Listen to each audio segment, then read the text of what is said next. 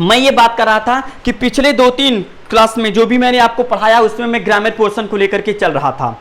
ठीक है मेरे प्यारे बच्चों, आज मैं टेक्स्ट बुक की तरफ अपने रुख को मोड़ दिया हूं और टेक्स्ट बुक में मेरे प्यारे बच्चों मैं प्रोज को लेकर के चलूंगा। जैसा कि इंग्लिश टेक्स्ट बुक में 3 पार्ट होते हैं my dear students, prose, poetry और सप्लीमेंट्री, जिसमें से मैं प्रोज लूंगा और प्रोज का पहला लेसन नंबर 1 और इस लेसन का नाम है दी इंचांटेड पूल और इसकी जो राइटर है मेरे प्यारे बच्चों सी राजगोपालाचार्य, मतलब कि चक्रवर्ती राजगोपालाचार्य। इनका जन्म बेटा 1878 में हुआ था और 1972 में इनकी मृत्यु हो गई थी। तो मेरे प्यारे बच्चों ये जो पहला है, मैंने आपके पहले लेसन का पहला पैसेज फर्स्ट पैराग्राफ बेटा मैंने बोर्ड पे पूरा लिखा है और एक एक पैसेज में हर वीडियो में मेरे प्यारे बच्चों आपके पास तक पहुंचाता रहूंगा। आप उम्मीद और सुबह आज मॉर्निंग में ही मैंने आप लोगों के सामने इस पैसेज में एक एक वर्ड, मतलब युधिष्ठिर का मतलब युधिष्ठिर, वेटेड का मतलब इंतजार करना, फार मतलब के लिए, हिज मतलब उसके, ऐसे सभी के सभी वर्ड मीनिंग को मैंने क्लास 10th के ग्रुप में भेज दिया है। तो उम्मीद करते कि आप उस वर्ड में इसी पैसेज का भी मीनिंग है, हालांकि मीनिंग बेटा एक एक शब्द का है, इसमें जितने शब्द लिखे गए हैं सभी शब्द की मीनिंग मैंने आपके सामने भेजा, एक भी वर्ड इसमें बेटा मैंने छोड़ा नहीं है।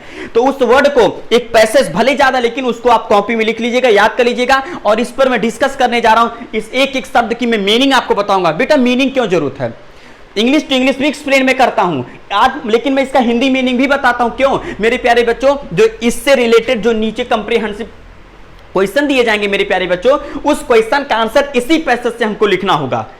तो क्या आप चाहते हैं वही क्वेश्चन का आंसर मैं लिखा दूं और आप रट लो? बेटा बिल्कुल नहीं, क्लास 10th में पहुंचे हो, अब आपकी जिम्मेदारी होती कि कोई भी पैसेज हो उसका जो क्वेश्चन नीचे दिया गया है आपके अंदर इतनी कैपेसिटी होनी चाहिए माय डियर स्टूडेंट्स कि आप उस पैसेज की मीनिंग को जान करके उस आंसर का जवाब स्वयं राइट करें। और वो तरीका मैं आपको बताऊंगा किसी भी कंप्रीहेंशन क्वेश्चन का बेटा आंसर लिखा कैसे जाता है, इसीलिए घबराने की जरूरत नहीं है। पहले इस मीनिंग को समझते हैं, आओ इस बात को समझते हैं।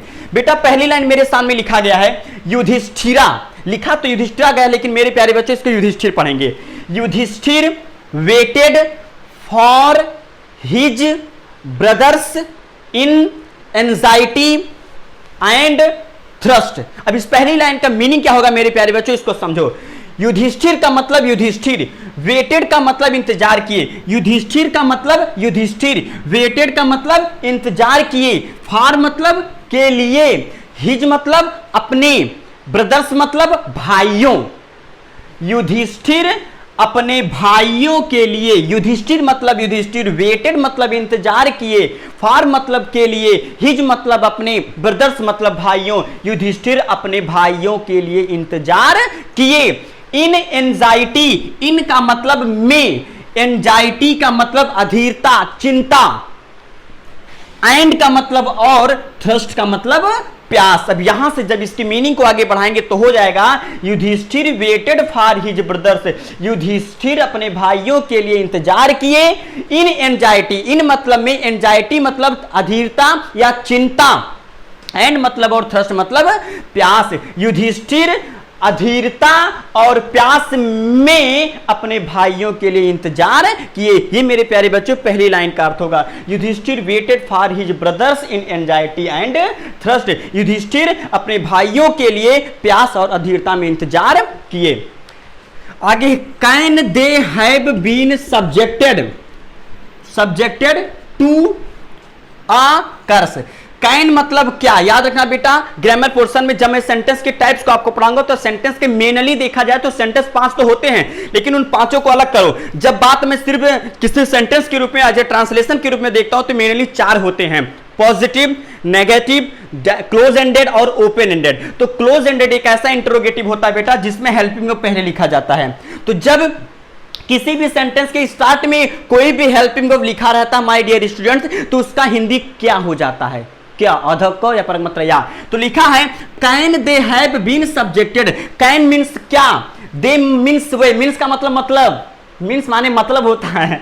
कैन मीन्स क्या, दे मतलब वे, हैव बीन का मतलब आ गए हैं, बताऊंगा कैसे। कैन मतलब क्या, दे मतलब वे, हैव बीन मतलब आ गए हैं, सब्जेक्टेड मतलब के प्रभाव, सब्जेक्टेड मतलब के प्रभाव, टू आ मतलब किसी, टू आ मतलब किसी, कर्स मतलब श्राप, क्या वे किसी श्राप के प्रभाव में आ गए हैं। कैन मतलब क्या, दे मतलब हैव बीन मतलब आ गए हैं, सब्जेक्टेड मतलब के प्रभाव में, टू ए मतलब किसी का अर्थ मतलब श्राप, वहां से यहां तक का अर्थ होगा क्या वे किसी श्राप के प्रभाव में आ गए हैं। अब एक चीज ध्यान देना मेरे प्यारे बच्चों, यहां पर यहां एक लिखा है ओ आर और यहां एक लिखा है ए आर ई, तो इस ओ आर को और पढ़ेंगे और इस ए आर ई को आर पढ़ेंगे। क्या पढ़ेंगे माय डियर स्टूडेंट्स, आर पढ़ेंगे। तो इस ओ आर का मतलब अथवा क्या होता है, अथवा, और इस ए आर ई का मतलब क्या, अथवा क्या, क्यों इसका मतलब मैं क्यों बोल रहा हूं, क्योंकि बेटा ये पूरा सेंटेंस है और इस सेंटेंस के शुरुआत में लिखा है। अभी मैंने बताया जब भी किसी सेंटेंस के शुरुआत में कोई भी हेल्पिंग वर्ब आता है तो उस हेल्पिंग वर्ब का मतलब क्या, आधक क या परक मतलब या हो जाता है क्या, तो इसका मतलब अथवा, आर मतलब क्या। तो मैंने क्या कहा, can they have been subjected, क्या वे प्रभाव में आ गए हैं। कैन मतलब क्या, दे मतलब हैव बीन मतलब आ गए हैं, सब्जेक्टेड मतलब प्रभाव, टू ए मतलब किसी, कर्स मतलब श्राप, क्या वे किसी श्राप के प्रभाव में आ गए हैं, और अथवा। इस और का मतलब अथवा और इस आर का मतलब क्या, अथवा क्या, दे मतलब वे, स्टिल मतलब अभी तक, वांडरिंग मतलब भटक रहे हैं, अबाउट मतलब बारे में, इन द फॉरेस्ट मतलब जंगल के। अथवा क्या वे अभी तक भटक रहे हैं जंगल के बारे में, अथवा क्या वे अभी तक जंगल के बारे में भटक रहे हैं, चाहे जंगल के बारे में कहो चाहे जंगल में कहो, अथवा क्या वे जंगल में भटक रहे हैं। इन सर्च ऑफ का मतलब की खोज में, इन मतलब में, सर्च मतलब खोज, ऑफ मतलब की खोज में, वाटर मतलब पानी, अथवा पानी की खोज में जंगल में ही भटक रहे हैं। आगे देखना मेरे प्यारे बच्चों, आगे सेंटेंस की मैं बात करूं, आगे क्या लिखा है, कैन दे हैव, फिर से सेंटेंस के शुरुआत में कैन लिखा है मेरे प्यारे बच्चों। तो कैन का मतलब क्या, दे मतलब वे, हैव फेंटेड मूर्छित हो सकते हैं, वो सोच रहे माइंड में क्या वे मूर्छित हो सकते हैं। कैन मतलब क्या, दे मतलब वे, हैव, एक्चुअली कैन हैव का मतलब होता तो परफेक्ट को क्लैरिटी देता माय डियर स्टूडेंट। परफेक्ट कैसे बनता है, पास्ट कैसे बना, प्रेजेंट का कैसे हुआ, ये सब चीजें मैं ग्रामर पोर्शन में आप पढ़ाऊंगा। ग्रामर का बेटा बहुत बड़ा फंक्शन है, अगर ग्रामर नहीं तो इसमें नहीं कोई सेंटेंस बना कैसे आप इसको नहीं समझ पाओगे। मैं आपको सेंटेंस अरेंजमेंट भी बताऊंगा। तो कैन मतलब क्या, दे मतलब वे, हैव मतलब हो गए हैं, फेंटेड मतलब मूर्छित, क्या वे मूर्छित हो गए हैं।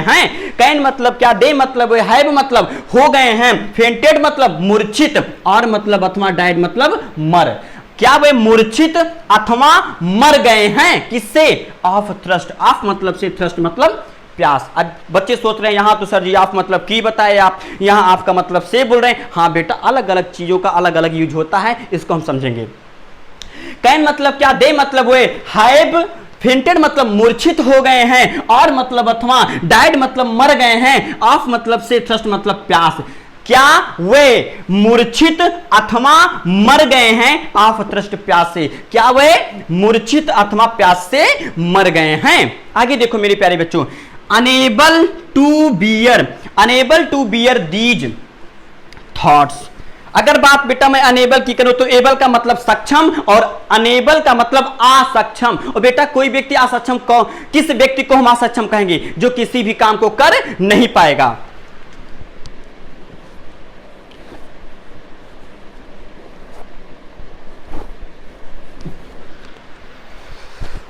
गर्मी बहुत है।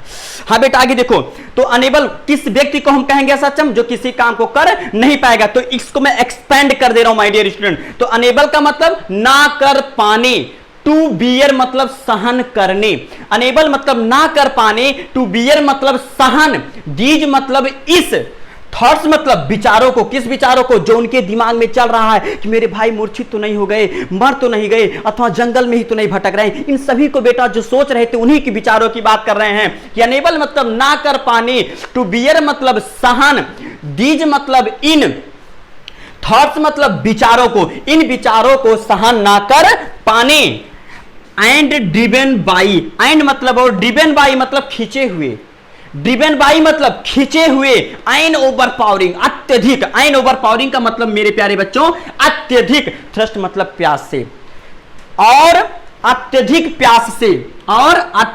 प्यास से खींचे होने के कारण ही गेव अप, ही मतलब उन्होंने, गेव अप मतलब त्याग दिया, वेटिंग मतलब इंतजार करना, उन्होंने इंतजार करना त्याग दिया, एंड स्टार्टेड, एंड मतलब और स्टार्टेड मतलब शुरू कर दिया, आउट मतलब बाहर, और बाहर शुरू कर दिया, to look for, look for का मतलब खोजबीन करना, एंड मतलब और स्टार्टेड मतलब शुरू कर दिया, आउट मतलब बाहर, टू लुक फॉर मतलब खोजबीन करना, और खोजबीन करना शुरू कर दिया हिज ब्रदर्स, अपने भाइयों का, हिज मतलब अपने, ब्रदर्स मतलब भाइयों का, और अपने भाइयों का बाहर खोजबीन करना शुरू कर दिया, एंड पूल और उस तालाब की तरफ, हॉपिंग इस उम्मीद से, एंड मतलब और पूल मतलब उसी तालाब की तरफ, हॉपिंग मतलब इस उम्मीद से, दैट ही माइट, दैट मतलब जिससे, ही मतलब वे, माइट मतलब सकते हैं, फाइंड मतलब पा, दे मतलब उनको माने अपने भाइयों को, जिससे वो अपने भाइयों को प्राप्त कर सकते हैं। मेरे प्यारे बच्चों, मैं उम्मीद करता हूं कि आपको पूरे पैसेज का अर्थ बहुत अच्छे तरीके से समझ में आया होगा।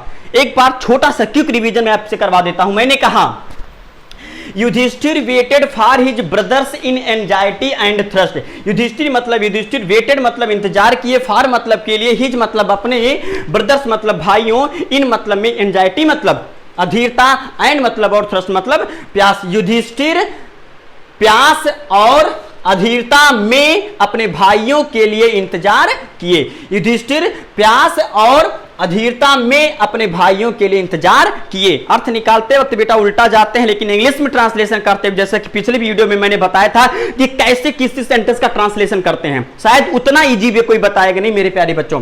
जो सबसे आगे उसको लिखते हैं, फिर उल्टा बनाते हुए आते हैं। फिर मैं बताने वाला हूं, डोंट फियर। अगला,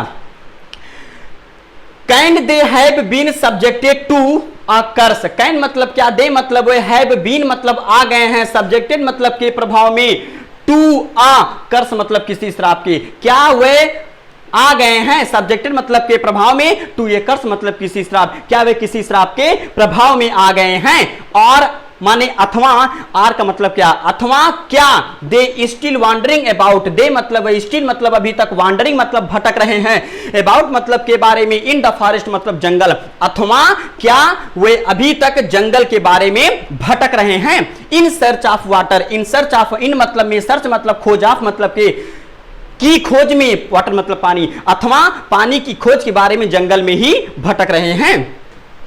कैन दे हैव फेंटेड और डाइड ऑफ थ्रस्ट, कैन मतलब क्या, दे मतलब वे, हैव फेंटेड मतलब मूर्छित हो गए हैं, और मतलब अथवा डाइड मतलब मर गए हैं, ऑफ मतलब से, थ्रस्ट मतलब प्यास, क्या वे मूर्छित अथवा प्यास से मर गए हैं।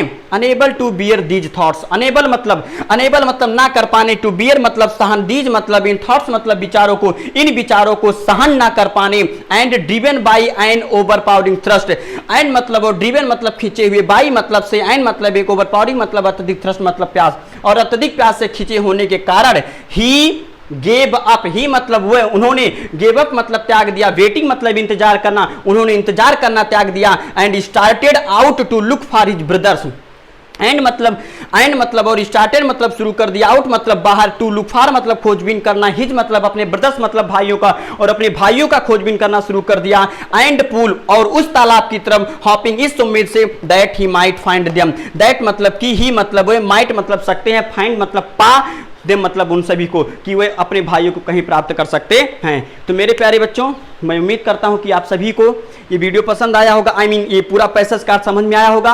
वीडियो रहेगा मेरे प्यारे बच्चों, इसको अच्छी तरीके से 1 नहीं 2 नहीं 3 बार, जब तक समझ में नहीं आएगा तब तक देखिएगा। और इसका पूरा होमवर्क क्या है, इस पूरे पैसेज का हिंदी में मीनिंग लिख करके मेरे पर्सनल व्हाट्सएप पे मेरे प्यारे बच्चों भेजिएगा। हालांकि आप लोग कर रहे हैं, मुझे अच्छा लग रहा है कि सभी के सभी गार्जियन भी इसमें सपोर्ट कर रहे हैं। मैं उन गार्जियन का भी बहुत बहुत धन्यवाद करता हूं कि जो अपने बच्चों के लिए अपना पूरा समय दे रहे हैं। और सभी बच्चे जितना भी होमवर्क कहा जा रहा है, हर एक सब्जेक्ट का, साइंस वाला साइंस के टीचर के व्हाट्सएप पे, इंग्लिश वाला इंग्लिश के टीचर के व्हाट्सएप पे, जो भी है बेटा भेज रहे हो, बहुत अच्छा लग रहा। मैं कहता हूं कि आप 15 नहीं 20 नहीं, कम से कम 10 सेंटेंस के ट्रांसलेशन बना करके भेज रहे हो जो मैंने पढ़ाया है। तो उसी तरीके से पूरे पैसेज का पूरा अर्थ बेटा लिख करके मेरे पर्सनल व्हाट्सएप पे भेजना, मैं जानूंगा कि हाँ बच्चे वेट कर रहे हो। तो मेरे प्यारे बच्चों, ठीक है, फिर मिलेंगे हम इसके आगे के पैसेज में। नेक्स्ट वीडियो में। तब तक आप इसको देखते रहें। बहुत बहुत धन्यवाद और गुड लक। Okay bye.